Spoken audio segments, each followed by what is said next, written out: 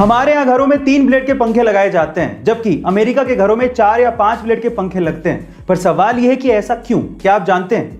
ये कोई डिजाइन की वजह से नहीं है, इसके पीछे भी एक पर्पस है। वो क्या है मैं आपको बताता हूं। एक्चुअली अमेरिका के घरों में कमरे थोड़े बड़े होते हैं और वहां पर एसी भी लगे होते हैं, इसीलिए एसी की हवा को रूम में चारों तरफ फैलाने के लिए भारी 4 या 5 ब्लेड के पंखे लगते हैं, जो कि धीमे चलते हुए इस काम को आसानी से कर देते हैं। लेकिन इंडिया में ज्यादातर लोग एसी अफोर्ड नहीं कर सकते और यहां पर कमरे भी छोटे होते हैं, इसी वजह से ज्यादा हवा फेंकने वाले हल्के पंखे चाहिए। इसीलिए यहां पर 3 ब्लेड के पंखे इस्तेमाल किए जाते हैं। जब हमारा मोबाइल डिस्चार्ज होने लगता है तो हम लोग चार्जर को ढूंढने भागते हैं, लेकिन तब क्या हो जब आपको चार्जर मिले ही नहीं, या फिर आप ऐसी जगह पर हो जहां पर चार्जिंग सॉकेट हो ही नहीं, या फिर अगर इलेक्ट्रिसिटी ही ना हो तो क्या करोगे?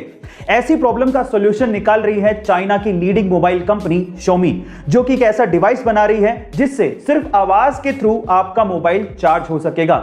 इसे साउंड चार्जिंग डिवाइस कहा जा रहा है। अब ये काम कैसे करेगा? सबसे पहले आपके साउंड को इकट्ठा करेगा और उन एनवायरमेंटल वाइब्रेशंस को ये मैकेनिकल वाइब्रेशंस में कन्वर्ट करेगा, फिर मैकेनिकल वाइब्रेशंस को इलेक्ट्रिकल एनर्जी में कन्वर्ट करके आपके मोबाइल को चार्ज किया जाएगा। अब सुनने में ये अविश्वसनीय लग रहा है, लेकिन एक्चुअली इस पे काम चल रहा है। 25 जून 2009 को the king of pop Michael Jackson की मौत हुई थी और बहुत से राज उनकी मौत के साथ ही दफन हो गए थे, और उनमें से एक राज था एंटी ग्रेविटी डांस मूव का। गाइस, 1987 में माइकल जैक्सन की एक एल्बम रिलीज हुई थी जिसका नाम था स्मूथ क्रिमिनल, और उसमें उन्होंने एंटी ग्रेविटी डांस मूव किया था, जिसमें वो 45 डिग्री तक बिना किसी सहारे के झुक जाते हैं, और वो भी अपने बैक को सीधा रखते हुए। जब ये एल्बम रिलीज हुई थी तो लोगों को विश्वास ही नहीं हुआ, तो फिर एमजे ने यही डांस मूव एक लाइव शो में परफॉर्म करके दिखाया तो लोगों के होश उड़ गए। गाइस, बाद में बहुत से लोगों ने इसे एक ट्रिक कहा, लेकिन आज भी वो डांस मूव किसी के बस की बात नहीं है। कई लोग इतना दिमाग कैसे लगा लेते हैं समझना बेहद मुश्किल है। ऐसे ही दिमाग लगाया एक चाइनीज आदमी ने। उस बंदे ने एक फ्लाइट का फर्स्ट क्लास टिकट खरीदा जिसके साथ में वीआईपी लाउंज का एक्सेस और उसका खाना एब्सोल्युटली फ्री था। अब उस बंदे ने क्या किया, ध्यान से सुनेगा। वो सबसे पहले वीआईपी लाउंज गया, वहां पर फ्री का खाना खाया और उसके बाद अपनी टिकट को रीस्केड्यूल करवा दिया। फिर से अगले दिन आया, फिर से वो वीआईपी लाउंज गया और वहां का फ्री का खाना खाया और उसके बाद उसी टिकट को फिर से रीस्केड्यूल करवा दिया, और ऐसे करके उसने कम से कम 300 बार अपनी टिकट को रीस्केड्यूल करवाया और 300 बार वीआईपी खाना फ्री में खाया। और हद तो तब हो गई जब उसने उस टिकट को फाइनली कैंसिल करवा दिया और उसको सारा का सारा अमाउंट रिफंड मिल गया। हद हो गई। इंग्लिश में कई चीजों के नाम इतने वियर्ड हैं कि जिसे सुनने के बाद आप अपनी हंसी रोक ही नहीं पाओगे। कैसे? एग्जाम्पल देता हूं। जैसे कि इंग्लिश में ह्यूमंस के ग्रुप यानी कि इंसानों की टोली को मोब या क्राउड कहा जाता है, वैसे ही क्या आप जानते हैं कि उल्लुओं की टोली को क्या कहा जाता है?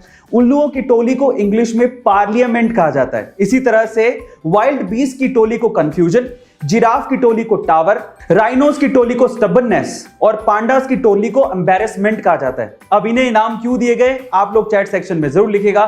जापान के टोक्यो में समुद्री तूफान की वजह से और भारी बारिश की वजह से बाढ़ का खतरा बना रहता है। 2006 के पहले तक तो बाढ़ की वजह से जापान के टोक्यो को काफी जान माल का नुकसान होता आया था, लेकिन 2006 में टोक्यो ने अंडरग्राउंड बहुत बड़े बड़े चैम्बर्स बनवाए जिनकी डायमीटर 30 मीटर तक थी और जिनकी डीपनेस 70 मीटर तक थी।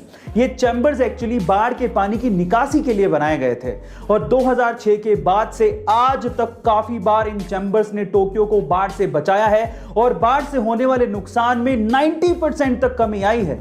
अगर आप किसी मुसीबत में फंस जाएं या फिर आपको कोई किडनैप करने की कोशिश करे, इन दैट केस आपके मोबाइल की एक सेटिंग आपकी जान बचा सकती है। क्या है वो सेटिंग और वो कैसे काम करती है मैं आपको बताता हूं। उस सेटिंग का नाम है SOS यानी कि सेव अ शिप। इसके लिए आपको मोबाइल की सेटिंग्स में जाना है और वहां पर जाके SOS को सर्च करना है और उसके बाद SOS के टॉगल को ऑन करना है, और उसके बाद अगर आप चाहें तो वहां पर कॉन्टैक्ट्स के ऑप्शन में जाके आपके रिलेटिव के कॉन्टैक्ट नंबर भी आप ऐड कर सकते हो जिनसे आप हेल्प की उम्मीद रखते हो। अब होगा कुछ यूं कि अगर आप मुसीबत में फंसते हो तो आपको आपके मोबाइल के पावर बटन को 3 बार दबाना है। इससे क्या होगा? इससे इमरजेंसी हेल्पलाइन नंबर 112 और आपके रिलेटिव के नंबर पर, जो नंबर आपने सेव किए थे, वहां पर एक हेल्प मैसेज पहुंचेगा और साथ ही साथ आपकी लोकेशन भी उनके पास पहुंच जाएगी, जिससे आपको मदद मिल सकती है और आपकी जान बचाई जा सकती है। एक बार एक बंदा जूता खरीदने के लिए किसी शॉप पे गया। उसे 7 नंबर का जूता खरीदना था और उसे उस शॉप पे एक जूता पसंद भी आ गया। लेकिन जैसे वो काउंटर पे पेमेंट करने के लिए गया, उसे पता लगा कि वो वॉलेट तो घर पे ही भूल गया है। फिर उसने शॉपकीपर से रिक्वेस्ट किया कि आप मुझे जूते दे दो, अगले दिन आके मैं पेमेंट कर दूंगा। थोड़ा सा हेजिटेशन उस शॉपकीपर को फील हो रहा था उधार देते हुए, लेकिन फिर भी उसने जूते पैक किए और ग्राहक को दे दिए। अगले दिन वही ग्राहक वापस से उस शॉप पर आता है और कहता है कि दोनों में से एक जूता 6 नंबर का है, प्लीज आप उसे चेंज कर दो। तो ग्राहक ने माफी मांगते हुए 6 नंबर का जूता चेंज करके उसे 7 नंबर का दे दिया। उस दिन ग्राहक वॉलेट लेके आया था और उसने पेमेंट भी कर दी।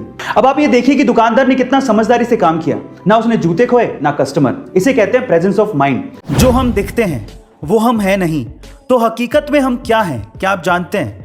चलिए आज मैं आपको बताता हूं। जापानियों के हिसाब से हर इंसान के 3 चेहरे होते हैं। सबसे पहला चेहरा जो हम दुनिया को दिखाते हैं, अधिकतर सोशल मीडिया पे जो हम शेयर करते हैं, वो है हमारा पहला चेहरा, जिसे हम सबसे ज्यादा फेक यानी कि नकली चेहरा कह सकते हैं। दूसरा चेहरा जो आप अपने दोस्तों को, अपने परिवार वालों को दिखाते हैं, काफी हद तक वो ये जानते हैं कि आप क्या हैं और कौन हैं, पर असल में आप क्या हो वो सिर्फ आप जानते हो, और वो चेहरा आप किसी को नहीं दिखाते, और वही है आपका तीसरा और असली चेहरा।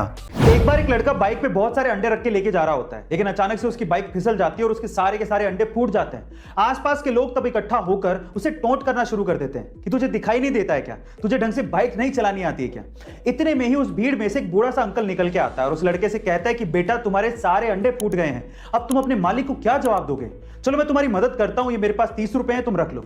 उस बूढ़े अंकल को देखकर आसपास के बाकी लोग भी उस लड़के की मदद करने को आगे आते हैं और थोड़ा थोड़ा पैसा देते हैं। इतने में उसके पास अंडे जितने फूटे थे उतने पैसे इकट्ठे हो जाते हैं और वो बाइक पे तब जाने वाला होता है। इतने में ही पीछे से कुछ लोग उसको बोलते हैं कि तुम बहुत लकी हो, अगर वो बूढ़ा अंकल ना होता तो तुम्हारा आज क्या होता। तो फिर वो लड़का जो कहता है वो आप लोगों को सुनना चाहिए। वो लड़का कहता है कि वो बूढ़ा अंकल ही मेरा मालिक। ऐसे तो आपने सुना ही होगा कि चांद धरती से धीरे धीरे दूर जाते जा रहा है, पर अगर चांद पूरी तरह से गायब हो गया तो हमारी धरती का और हमारा क्या होगा, क्या आपने कभी सोचा है? चलिए मैं आपको बताता हूं। देखिए, अगर चांद पूरी तरह से गायब हो गया तो धरती का घूर्णन 3 से 4 गुना हो जाएगा, जिसकी वजह से हमारे दिन 6 घंटे के ही रह जाएंगे, यानी कि छोटे हो जाएंगे। हवाएं 400 किलोमीटर पर आवर के हिसाब से चलेंगी, जिससे पक्षी और इंसेक्ट्स सर्वाइव नहीं कर पाएंगे। इसके अलावा रातें बहुत ज्यादा काली हो जाएंगी और सबसे इंपॉर्टेंट चीज यह है कि धरती अपनी एक्सिस से टिल्ट हो जाएगी, यानी कि हिल जाएगी, जिसकी वजह से एक्सट्रीम वेदर कंडीशंस पैदा हो जाएंगी और उसकी वजह से पूरी तरह से तबाही मच जाएगी और अंततः हम खत्म हो जाएंगे। आपने अपनी जिंदगी में चीजों की या पैसों की चोरी तो सुनी होगी, लेकिन हमारे अजब गजब एमपी में एक अलग ही मामला सामने आया। वहां के गांव में पूरी की पूरी बनी बनाई सड़क ही चोरी हो गई। जी हाँ गाइस, आप ठीक सुन रहे हैं। मामला कुछ यूं है कि एमपी के गांव में ग्राम पंचायत ने वहां के एक वार्ड में 10 लाख रुपए की लागत से एक सड़क बनवाई थी, लेकिन जब जांच हुई तो पता लगा कि वहां पर सड़क है ही नहीं। जब जवाब मांगा गया तो ग्राम पंचायत के उप सरपंच ने जवाब के बदले एक शिकायत ही दर्ज करवा दी और उस शिकायत में लिखा हुआ था कि इस वार्ड में शाम तक तो सड़क थी, लेकिन सुबह होते होते वो सड़क चोरी हो गई। मामला भ्रष्टाचार से जुड़ा हुआ लग रहा है, लेकिन ये जांच का विषय है। एक बार किसी रिपोर्टर ने रतन टाटा जी से सवाल पूछा कि सर, आपके रहते हुए एशिया के सबसे अमीर इंसान मुकेश अंबानी जी क्यों हैं? तो उन्होंने बड़ा ही सुलझा हुआ और दिल छू लेने वाला जवाब दिया।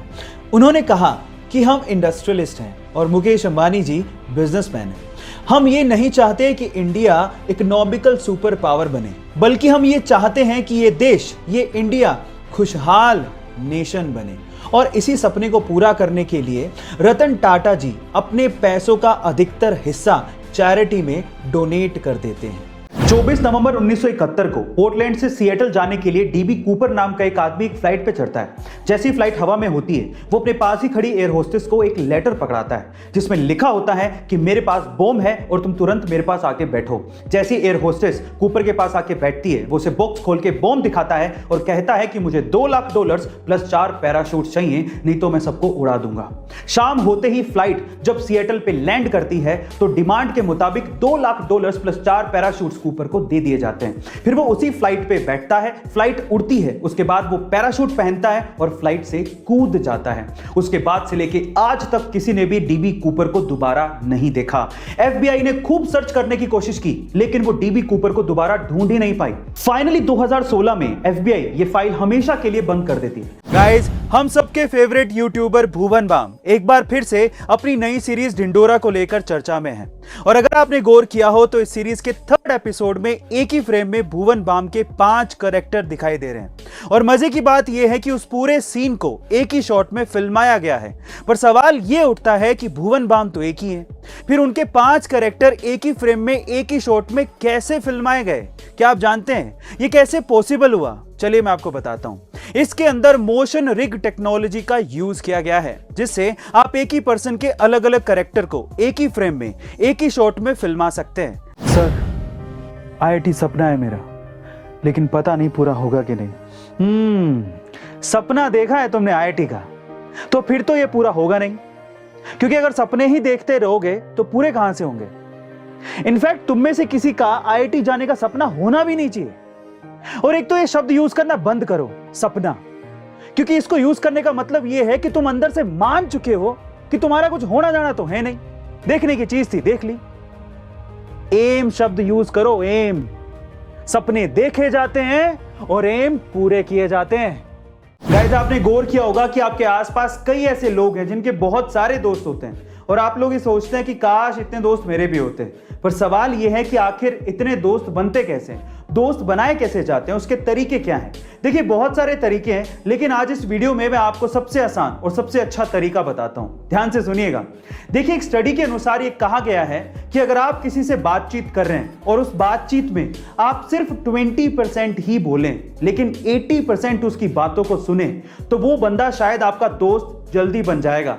लेकिन उसकी बात को सुनने के लिए नहीं सुनना है, उसकी बात पे गौर भी करना है। ये बहुत इंपॉर्टेंट है। मान लीजिए कि आपको किसी वजह से हवाई जहाज से बिना पैराशूट के कूदना पड़े, या फिर आपके पास पैराशूट है लेकिन वो हवा में खुल ही नहीं रहा है। इन दैट केस क्या आप अंदाजा लगा सकते हैं कि आप कहां गिरें ताकि आपकी जान बच जाए? एटलीस्ट गिरने से तो जान ना जाए।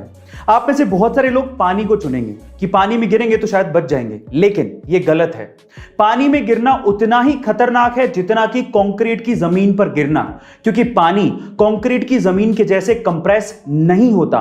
वहां पर आपके जान जाने का खतरा ज्यादा है। तो 4 बेस्ट ऑप्शंस कौन से हैं? सबसे पहले तो घास की जमीन, दूसरा स्नो यानी कि बर्फ की जमीन, तीसरी दलदल की जमीन और चौथा पेड़।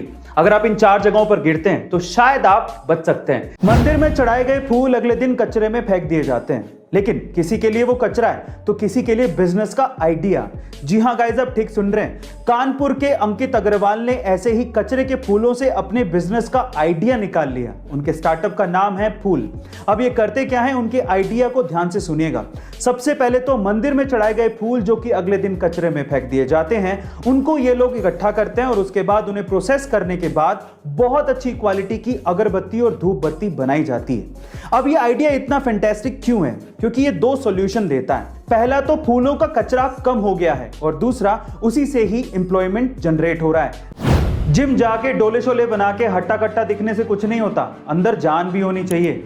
चलो मैं इसका एक बढ़िया सा एग्जांपल देता हूं। अभी रिसेंटली ही कोची इंडिया के रहने वाले राहुल पानीकर का एक आर्म रेसलिंग का मुकाबला था। जानते किससे था? वो भी दुनिया के सबसे strong body builder Larry Wheel के साथ। शुरू में तो लैरी वील ने बहुत जोश दिखाया, लेकिन लास्ट में जाते जाते वो जोश खुश हो गया। राहुल, जो कि लैरी के सामने काफी कमजोर दिख रहे थे, उन्होंने लैरी को आर्म रेसलिंग के मैच में हरा दिया।